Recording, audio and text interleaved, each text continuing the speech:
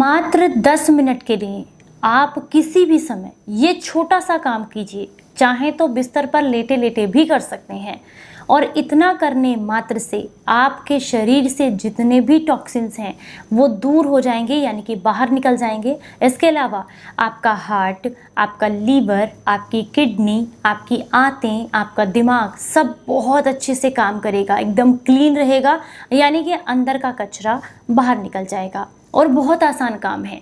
चलिए आपको बताते हैं आपको करना क्या है। Hello everyone, welcome back. मैं आपकी होस्ट एंड दोस्त मधु, एक सर्टिफाइड डाइटिशियन और एक नेचुरोपैथ। देखिए, पुराने समय में कहा जाता था ना, जब बड़े बुजुर्ग साथ में रहते थे तो बच्चों से क्या कराते थे? मालिश करने से आपके शरीर को अद्भुत लाभ मिलते हैं। तो आज हम मालिश के बारे में ही बात करेंगे। आयुर्वेद में मालिश को बहुत महत्व दिया गया है। जितना शरीर के लिए खाना ज़रूरी है, नींद ज़रूरी है, आपका एक्सरसाइज करना या योगा करना ज़रूरी है, उतना ही मालिश करना भी ज़रूरी है। क्योंकि कई बार ऐसा होता है, हाथों से हम काम करते हैं, पैरों से चलते हैं, डाइजेशन में पेट काम कर रहा है, लेकिन हर एक ऑर्गन प्रॉपर तरीके से काम करे उसके लिए मालिश जरूरी है। क्योंकि कई बार ब्लड सर्कुलेशन स्लो होने की वजह से आपके शरीर में सुन्नपन रहने लगता है, या शरीर में ब्लॉकेज की प्रॉब्लम हो जाती है, या शरीर का कोई हिस्सा सुन्न रहने लगता है।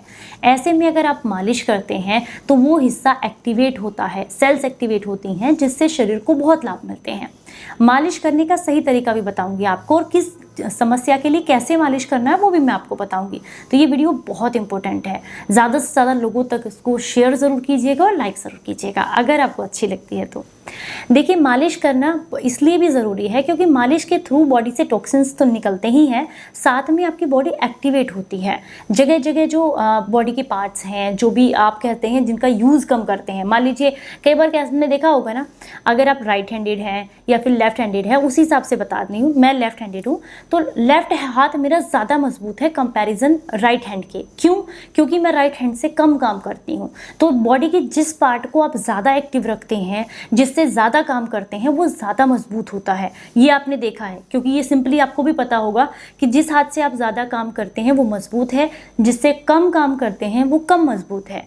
उसी तरीके से जब आप अपने पूरे शरीर की मालिश करते हैं तो ब्लड सर्कुलेशन अच्छा होने की वजह से शरीर के अंदर जो सेल्स आप कह सकते हैं सो गई हैं, काम नहीं कर रही हैं, वो एक्टिवेट होती हैं। उनको लगता है कि हमें भी काम पर लगना है, तो इसलिए मालिश जरूरी है। ये तो मालिश का महत्व हो गया।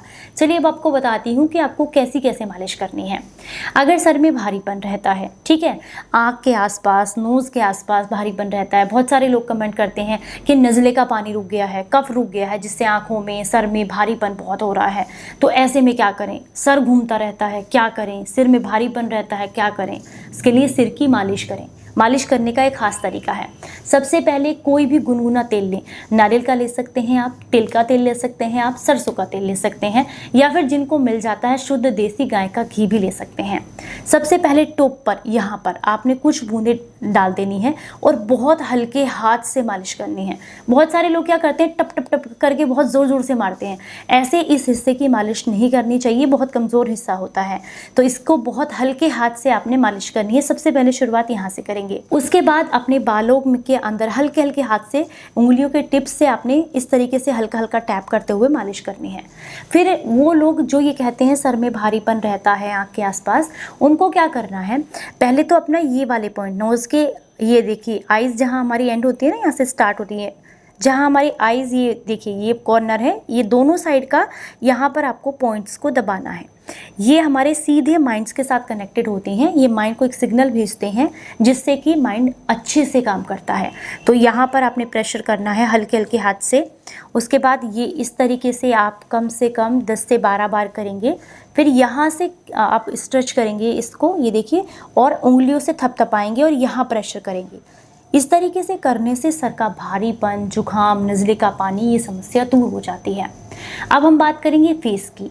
अगर आपके फेस पर बहुत डलनेस रहती है, पिगमेंटेशन का प्रॉब्लम है, स्किन बहुत लटक गई है, मेरे पास बहुत कमेंट आए थे कि स्किन लटक गई है तो क्या करें, तो स्किन की मालिश बहुत ज़रूरी है और ये आपने सिर्फ और सिर्फ रात को करनी है। अच्छे से पहले बेसन से अपने फेस को वॉश कर लीजिए, धुल लीजिए रगड़ कर, ताकि जितनी भी गंदगी है वो निकल जाए।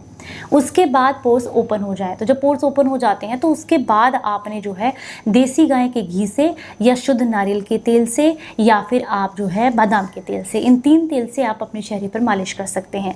मालिश करने का तरीका क्या है? सबसे पहले आप अपनी उंगलियों से इस तरीके से आईज के पास मसाज करेंगे। उसके बाद ये वाला पॉइंट यहाँ पर प्रेशर करेंगे और यहाँ प्रेशर करेंगे इस तरीके से। फिर थपथपाएंगे इस तरीके से और इसको प्रेस करेंगे। उसके बाद यहाँ से आप लिफ्ट करेंगे अपने फेस को ऊपर की तरफ। ये 3 पोर्शन में आप इस तरीके से फेस को ऊपर की तरफ लिफ्ट करेंगे ताकि लटकी हुई जो स्किन है वो ठीक हो जाए। फिर यहाँ चिन के एरिया से ऊपर की तरफ लिफ्ट करेंगे। मेरे पास कुछ कमेंट आए थे, कहते डबल चिन का प्रॉब्लम है तो क्या करना चाहिए? उसमें भी मालिश काम करती है। यहाँ से आप प्रेशर करेंगे यहाँ को इस तरीके से, हाथ पर हल्का सा घी या तेल लगा लीजिए और उससे कीजिए इस तरीके से। फेस को ऊपर की तरफ लिफ्ट करना है। उसके बाद ये वाला जो पॉइंट है इसको दबाना है यहाँ पर। ऐसा करने से फेस का ग्लो बढ़ता है और साथ में पिगमेंटेशन की प्रॉब्लम भी कम होती है। इस तरीके से अपने फेस की हल्के हल्के हाथ से टैप करते हुए मसाज करते हैं तो फेस पर अगले दिन आप देखेंगे बहुत अच्छा ग्लो आता है, नरिशमेंट मिलता है उसको। और जो भी आप कह सकते हैं ना छोटी छोटी नसें हैं जो काम नहीं कर रही हैं या फेस डल हो गया है, एक्टिवेट नहीं है, तो वो सारी की सारी जो है खुल जाती हैं, जिससे फेस का ग्लो बढ़ता है। अगर आपको गले पे कोई प्रॉब्लम है, मान लीजिए गले में बहुत ज़्यादा जुकाम रहता है, गले में दर्द रहता है, कफ जमा रहता है, आवाज़ भारी हो गई है या थायराइड का प्रॉब्लम है, तब आप अपने गले की मालिश करेंगे। आप इस तरीके से इस वाले हाथ से इस साइड मालिश करेंगे हल्के हाथ से, और इस हाथ से आपने इस साइड मालिश करनी है। उसके बाद ये जो हमारी हड्डी होती है जिसको हंसली भी बोला जाता है, ये इसके एंड पॉइंट पर आप इस तरीके से प्रेस करते हुए मसाज करेंगे। अब मैं ये बात करूँ, इतने पोर्शन की मसाज आप जो है रात को आराम से सोने से पहले कर सकते हैं या दिन में किसी भी समय कर सकते हैं। पर अगर आपने खाना खाया है और खाना खाए हुए आपको 3 घंटे से ज़्यादा नहीं हुए हैं, अगर 4-5 घंटे हो गए हैं तो आराम से आप अपने पेट की, कमर की और टांगों की भी मालिश कर सकते हैं। पर अगर आपको 4-5 घंटे नहीं हुए हैं तो पेट की मालिश आपको नहीं करनी है। पीठ की हल्की फुल्की मालिश कर सकते हैं लेकिन पेट की नहीं करनी है अगर 4-5 घंटे नहीं हुए हैं। तो सबसे बेस्ट टाइम रहता है कि या तो आपने शाम को 6 बजे खाना खा लिया, उसके बाद जब सोने जाते हैं 3-4 घंटे अगर हो गए हैं खाना खाए हुए, उस समय पर हल्के हाथ से मालिश कर सकते हैं, जोर लगाकर नहीं। अगर अच्छे से मालिश करनी है तो फिर सुबह खाली पेट होता है फ्रेश होने के बाद, उस समय पर आप कर सकते हैं। इसके अलावा पीठ की मालिश करनी है तो पीठ पर भी इस तरीके से सर्कल बना बना करके और जैसे आटा गूंथते हैं कुछ इस तरीके से मसाज करनी है आपने। ऑयल लगा सकते हैं आप, बादाम का तेल लगा सकते हैं, सरसों का तेल लगा सकते हैं, ऑलिव ऑयल लगा सकते हैं, लेकिन जो भी ऑयल लगाते हैं वो हल्का गुनगुना करके लगाइएगा। इसके अलावा अपने पैरों की जो पिंडलियां होती हैं उनकी अच्छे से मालिश करनी है। उनकी मालिश करने के लिए पहले इस तरीके से मालिश करेंगे, फिर अंगूठे से मालिश करेंगे और ये इस तरीके से आटा गूंथते हुए आपने मालिश करनी है। इससे क्या होता है, डाइजेशन मजबूत होता है। उसके बाद आपने जिनको भी साइटिका की प्रॉब्लम रहती है वो कमर की मालिश भी ज़रूर करें और जिस टांग में दर्द रहता है उसकी मालिश ज़रूर करें, ठीक है।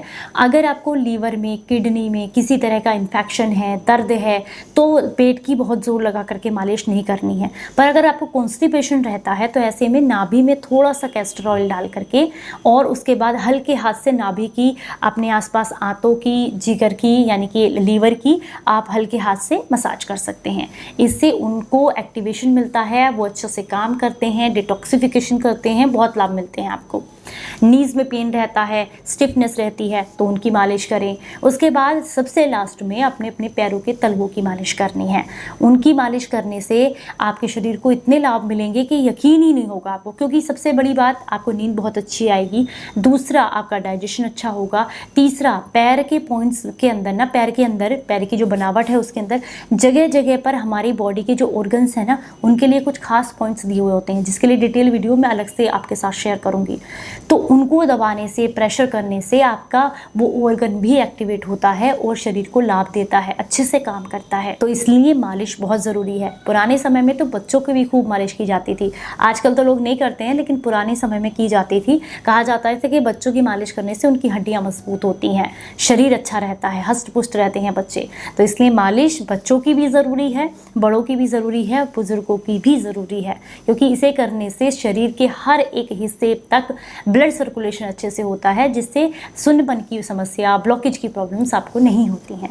जानकारी अच्छी लगी हो तो लाइक एंड शेयर ज़रूर कीजिएगा सभी के साथ में। चलिए फिर मिलूंगी किसी नई जानकारी के साथ, तब तक अपना बेहद ख्याल रखें और हंसते मुस्कुराते रहें। Stay healthy, stay happy, bye bye.